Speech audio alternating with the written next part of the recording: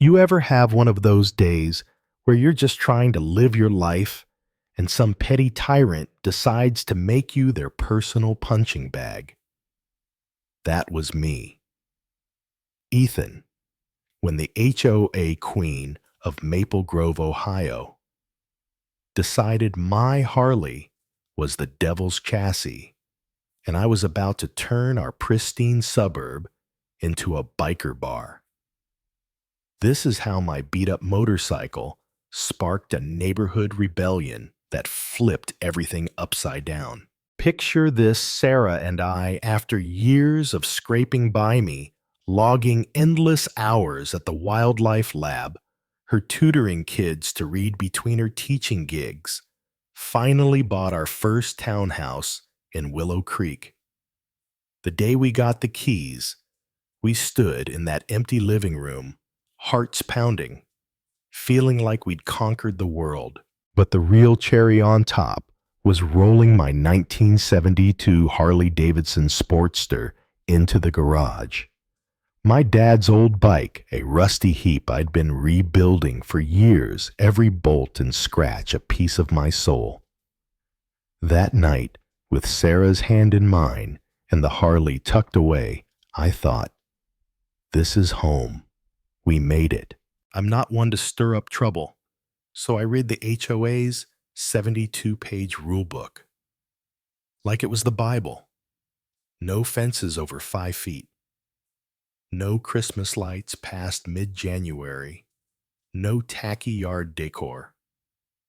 Sarah laughed at my highlighted pages, but I wasn't about to screw up our fresh start. For a month, we settled in, met neighbors, planned our engagement party. The Harley.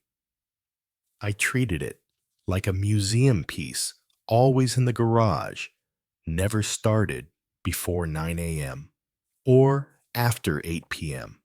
Every oil spot scrubbed clean. That bike was quieter than most SUVs around here, I swear. Then, out of the blue, I'm at the mailbox, flipping through bills, when I open an HOA letter that hits like a sucker punch. Violation of Section 7.2. Noise-producing vehicles banned. Remove within 10 days or pay $150 a day. I'm standing there, jaw on the ground, rereading it like it's in another language. My Harley barely moves. I push it to the street before starting it, for God's sake. Sarah sees me frozen and runs over. Ethan? What's up? She says, her voice all worry. I hand her the letter, and she's instantly pissed. This is nuts. You're like a ninja with that bike. I call the HOA, thinking it's a mix-up. But Linda Harper, the HOA president, answers, like she's been waiting to ruin my day. Mr. Carter, she says, her voice dripping venom. Motorcycles don't belong in Willow Creek's upscale vibe. They're loud, they're trashy, end of story. I explain. It's garaged, barely ridden, quieter than a lawn mower, but she cuts me off. Doesn't matter. The rule's clear. Get rid of it, or we'll fine you into oblivion. I ask where it says motorcycles, and she hesitates, then snaps. It's implied. You complying or not? I hang up. Blood. Boiling, not just about the bike, but her acting like she owns my damn life. Sarah finds me later in the garage, staring at the Harley like it's on life support. Maybe we sell it, she says, her hand soft on my shoulder. We don't need this drama. She's being practical. And I get it, but that bike's my dad's voice, my late-night therapy, my freedom. Giving it up feels like letting Linda stamp her boot on my neck. Before I can answer, there's a knock. Our garage doors open. And there's Helen, the 70-something neighbor with a walker and eyes that miss nothing. Overheard your call, she says, not even pretending to be sorry. I'm Helen X property lawyer. Linda sent me a nasty gram about my roses, too. Check section 10 of the covenant. It's your ticket out. That night, I'm up till 3 a.m. Coffee-fueled, tearing through the rule book. Section 10's a lifeline. You can get an exemption. If your thing doesn't bother neighbors, looks fine, and 7 nearby households sign off. My heart's racing. This could work. Sarah wakes up, sees me surrounded by papers, and groans. You didn't sleep, did you?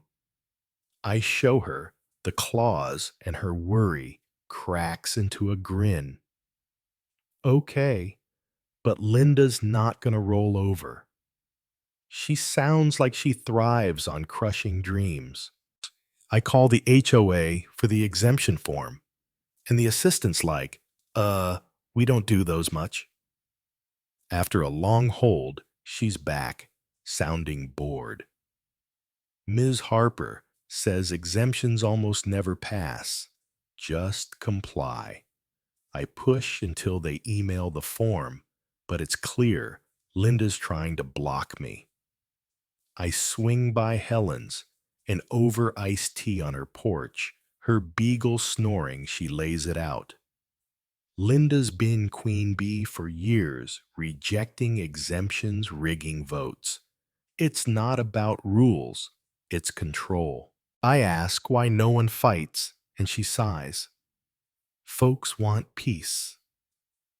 Cross Linda, and you're her next target. Next day, I get a creepy HOA email with photos of my garage, like someone's been spying. Ongoing violation, it says, and Sarah's shaken. Ethan, she's stalking us. I grit my teeth. That's why we fight. We need those signatures. So Sarah maps out neighbors like we're planning a heist. Start with friends, bring proof the bike's quiet. We hit doors, and it's a roller coaster. Tom and Lisa next door sign instantly. Linda fined us for a freaking bird bath, Lisa says, laughing bitterly. You're our hero. But others balk. Mr. Chen's like, I need a shed permit. Can't risk pissing her off. Some slam doors at the word HOA. After 2 days, we've got 4 signatures, not enough. Then a twist hits hard.